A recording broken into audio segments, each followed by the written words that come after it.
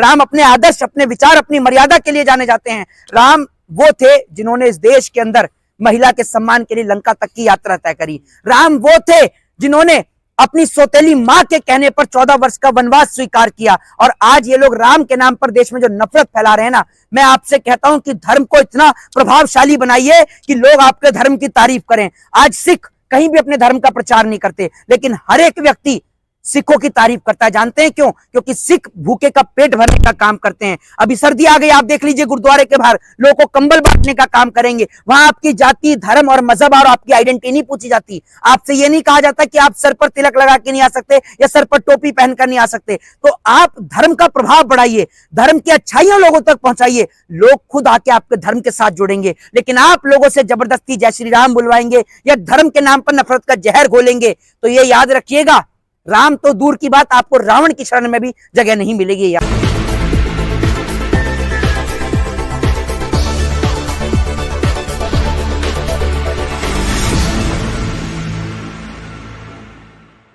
देखिए, एक बात मैं आपको बता दूं, जब राम मंदिर की आती है तो राम मंदिर बनाए इससे हमारा सीना गदगद फूलता है। जब हम राम मंदिर की तारीफ करते हैं तो इससे भारतीय जनता पार्टी और उनके तमाम नेताओं को खुशी होती है। लेकिन वहीं दूसरी ओर अगर हम बात कर ले शिक्षा पे, महंगाई पे, बेरोजगारी पर, लेकिन उस पर कोई चर्चा नहीं है। भारत देश के ऊपर दिन प्रतिदिन कर्जा बढ़ता जा रहा है, उसके ऊपर कोई चर्चा नहीं है। किसान खेत में आत्महत्या कर रहा है, सरहद पर जवान शहीद हो रहा है, उस पर कोई चर्चा नहीं है। नौकरियों की वादा करने वाली सरकार ने देश के नौजवानों को लाइन में लाके खड़ा कर दिया, और अगर इन सब पे कोई सवाल कर ले तो उसको हिंदू विरोधी करार दिया जाता है। मैं आपको आज एक बात स्पष्ट कर देता हूं कि ना तो हम धर्म विरोधी हैं, ना हम हिंदू विरोधी हैं। मैं भी प्रभु श्री राम को मानता हूं। प्रभु श्री राम ने कभी लोगों को बांटने का काम नहीं किया, लेकिन आज की सरकार लोगों को जात पात, धर्म और मजहब के नाम पर बांटने का और तोड़ने का काम करती है। मैं एक बात आपसे पूछना चाहता हूं, आज देश के तमाम हिंदुओं से पूछना चाहता हूं कि क्या आप लोग आज इतने अंधे हो गए कि आपको तस्वीरें नजर नहीं आती,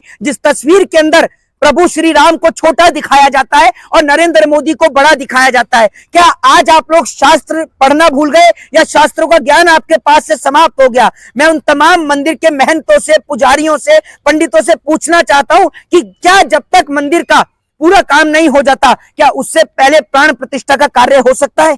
तो इसका जवाब है नहीं। जब आप शास्त्रों की बात करते हैं तो हमारे शास्त्रों में, वेद में, पुराण में साफ तौर पर, स्पष्ट तौर पर लिखा है कि जब तक मंदिर का शिखर नहीं बन जाता और उस शिखर के ऊपर ध्वज नहीं लहर जाता, उससे पहले मंदिर के प्राण प्रतिष्ठा का कार्य नहीं हो सकता। और ये मंदिर के प्राण प्रतिष्ठा का कार्य होने की अनुचित तिथि, जो डेट जो थी, वो थी 17 अप्रैल, रामनवमी का दिन या दीपावली का दिन, जिस दिन प्रभु श्री राम 14 वर्ष का वनवास काट के अपने घर आए थे। लेकिन नरेंद्र मोदी ने अपने वोट बैंक की राजनीति के लिए इस डेट को बदलकर 22 जनवरी का कर दिया, ताकि प्रभु श्री राम के नाम पर वोटों की भीख मांग सकें। क्या हमारे राम वोटों के लिए बने हैं? क्या हमारे राम किसी की राजनीति के लिए बने हैं? कभी उत्तर प्रदेश के मुख्यमंत्री योगी आदित्यनाथ जी हनुमान जी की जाति बताते हैं, कभी वो कहते हैं कि हनुमान जी दलित हैं, कभी वो कहते हैं कि हनुमान जी आदिवासी हैं।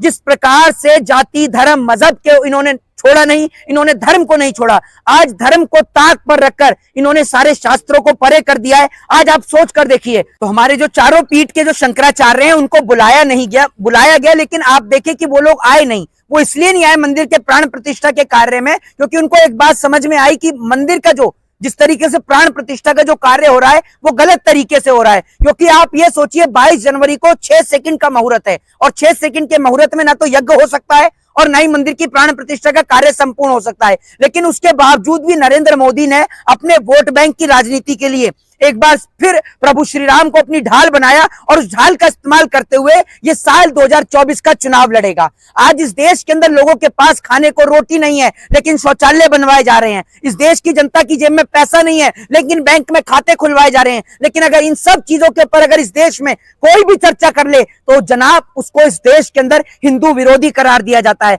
अगर कोई इस देश के अंदर मुसलमान को यह कह दे कि ये मुसलमान मेरा भाई है, तो उस हिंदू को यह कह दिया जाता है कि ये मुसलमान की औलाद है।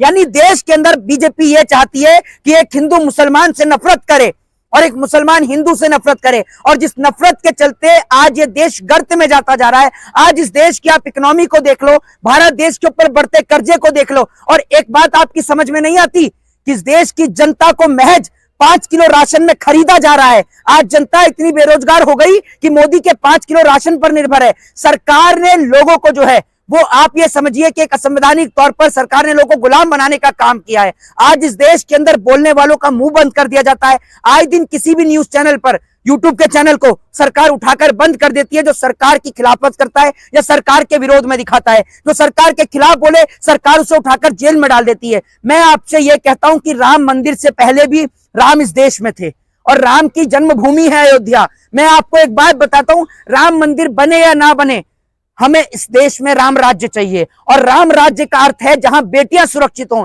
जहां हमारी महिलाएं सुरक्षित हों, जहां बहन बेटियां रात को भी सड़कों पर निकल सकें। लेकिन इन भाजपा के वैश्य दरिंदों से कैसे बचाएं हम अपनी बेटियों को? आज देश में बेटियों के साथ बलात्कार करने वाला कोई और नहीं, बीजेपी के नेता ही होते हैं। आपको याद होगा कुलदीप सिंह सेंगर एक इनकी पार्टी का एमएलए था, उसने बेटी के साथ बलात्कार किया। कोई इनकी पार्टी का एमएलए विधानसभा में बैठकर पोर्न वीडियो देखने का काम करता है। तो आज बेटियों को बचाने की जरूरत भाजपा के एमएलए से है। ये भाजपा के वो नेता हैं जिन्होंने इस देश में नफरत का बीज बोया है। और आप इस देश के नौजवानों के न जाने अकल पर कौन सा पत्थर गिर गया कि नौजवान इतने पागल हो गए कि न शिक्षा देखते, न देश में बढ़ती महंगाई उनको नजर आती, न बेरोजगारी नजर आ रही और न देश की डूबती अर्थव्यवस्था नजर आ रही। मोहित शर्मा, जिन धर्माचार्य की आप बात कर रहे हैं, शंकराचार्य की, शंकराचार्य पर के खिलाफ एक अखबार ने छापा कि वो 5 लाख रुपए की रिश्वत लिए, इसलिए विरोध कर रहे हैं। वो एक बात कोई मुझे बताए कि ये जो 5 लाख रुपए की जो बात कर रहे हैं, चारों पीठ के शंकराचार्यों की कीमत क्या 5 लाख रुपए है? जिस अखबार ने छापा है सबसे पहले तो उसके ऊपर डिफार्मेशन का मुकदमा करना चाहिए। जो शंकराचार्य है उनको, चाहे वो भी मुक्तेश्वरानंद हो, चाहे तमाम जो हमारे शंकराचार्य हैं, उनको सबसे पहले डिफार्मेशन का मुकदमा करना चाहिए और इनको केस करना चाहिए और इनको सड़क पर लाके खड़ा करना चाहिए। ये पत्रकार ऐसे हैं जो सरकार की गुलामी करने का काम करते हैं और सरकार को खुश करने के लिए और अपने पेपर और अखबार को चलाने के लिए इस प्रकार की खबरें छापते हैं। मतलब इनका बस नहीं चल रहा, ये चारों पीठ के शंकराचार्य को भी हिंदू विरोधी और राम विरोधी करार दें। ये इस देश के अंदर सिर्फ और सिर्फ राम के नाम पर वोट मांगने का एजेंडा है। लेकिन मैं एक बात बता दूं, हमारे राम किसी की राजनीति के लिए नहीं बने। राम अपने आदर्श, अपने विचार, अपनी मर्यादा के लिए जाने जाते हैं। राम वो थे जिन्होंने इस देश के अंदर महिला के सम्मान के लिए लंका तक की यात्रा तय करी। राम वो थे जिन्होंने अपनी सौतेली मां के कहने पर 14 वर्ष का वनवास स्वीकार किया। और आज ये लोग राम के नाम पर देश में जो नफरत फैला रहे हैं ना, मैं आपसे कहता हूं कि धर्म को इतना प्रभावशाली बनाइए कि लोग आपके धर्म की तारीफ करें। आज सिख कहीं भी अपने धर्म का प्रचार नहीं करते, लेकिन हर एक व्यक्ति सिखों की तारीफ करता है। जानते हैं क्यों? क्योंकि सिख भूखे का पेट भरने का काम करते हैं। अभी सर्दी आ गई, आप देख लीजिए गुरुद्वारे के बाहर लोगों को कंबल बांटने का काम करेंगे। वहां आपकी जाति, धर्म और मजहब और आपकी आइडेंटिटी नहीं पूछी जाती। आपसे ये नहीं कहा जाता कि आप सर पर तिलक लगा के नहीं आ सकते या सर पर टोपी पहनकर नहीं आ सकते। तो आप धर्म का प्रभाव बढ़ाइए, धर्म की अच्छाइयां लोगों तक पहुंचाइए, लोग खुद आके आपके धर्म के साथ जुड़ेंगे। लेकिन आप लोगों से जबरदस्ती जय श्री राम बुलवाएंगे या धर्म के नाम पर नफरत का जहर घोलेंगे तो ये याद रखिएगा, राम तो दूर की बात, आपको रावण की शरण में भी जगह नहीं मिलेगी, याद रखिएगा। 22 तारीख को दिवाली मना रहे हैं, मोदी जी ने अपील करी है। मोदी के कहने से दिवाली नहीं मनेगी, सबको पता है। राम मंदिर बना, बड़ी गदगद खुशी है हमें भाई, लेकिन राम मंदिर का आधे अधूरे राम मंदिर के प्राण प्रतिष्ठा का कार्य होने से दिल को भी बड़ा दुख पहुंचा है। क्योंकि हमारे शास्त्रों में साफ तौर पर लिखा है कि आधे अधूरे मंदिर का उद्घाटन, प्राण प्रतिष्ठा नहीं होती। न जाने कौन लोग हैं जो प्राण प्रतिष्ठा करवा रहे हैं। इससे देश के ऊपर एक बड़ा संकट भी आ सकता है, देश के ऊपर संकट आ सकता है। ये जो आप आधा अधूरा कार्य करवा रहे हैं, मेरा आप लोगों से निवेदन है कि कोई भी प्रधानमंत्री को समझाए। और मैं ये कहता हूं कि राजनीति करिए, लेकिन राजनीति के चलते हमारे भगवान को बख्श दीजिए। जय हिंद, जय भारत, वंदे मातरम।